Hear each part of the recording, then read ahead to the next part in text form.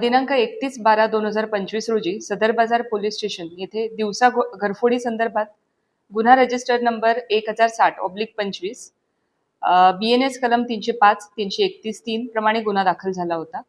सदर गुन्हा उघडकीस आणण्याच्या दृष्टिकोनातून senior PI Arvind Mane crime यांच्या मार्गदर्शनाखाली API दत्तात्रय काळे आणि PSI मुकेश गायकवाड यांच्या तपास पथकास मार्गदर्शन करून त्यांच्या नेतृत्वाखाली गुन्हे शाखेच्या वरील पथकाने गुन्हेगारांचा शोध घेत असताना त्या गुन्ह्यातील संशयित आरोपीबाबत गोपनीय बातमीदारामार्फत मिळालेल्या माहितीच्या आधारे त्यास सापळा रचून शिताफीने ताब्यात घेतलं। चौकशीमध्ये त्या आरोपीचं नाव किसन महादेव वनकोरे, वय 29 वर्ष, व्यवसाय मजुरी, राहणार दादावस्ती लोहगाव पुणे, मूळ राहणार मुक्काम पोस्ट वाघधरी, तालुका अक्कलकोट, जिल्हा सोलापूर असं असल्याचं समजलं। त्याच्याकडे सदर गुन्ह्याच्या अनुषंगाने कौशल्यपूर्ण तसेच तांत्रिक तपास केला असता त्याने सोलापूर शहरामध्ये एकूण 5 ठिकाणी घरफोडी केली असल्याचे तपासात निष्पन्न झाले आहे। त्या 5 गुन्ह्यांपैकी सदर बाजार पोलीस स्टेशन मधला एक गुन्हा आणि MIDC पोलीस स्टेशन इथले 4 गुन्हे घरफोडीचे उघड झालेले आहेत।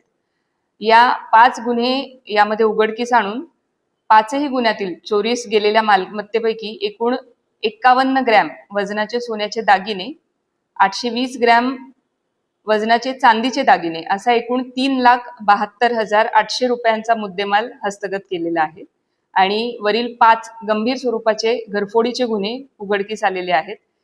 हे गुन्हे अतिशय कौशल्याने आणि सातत्यपूर्ण तपास करून दोन्ही टीमने उघड केलेले आहेत।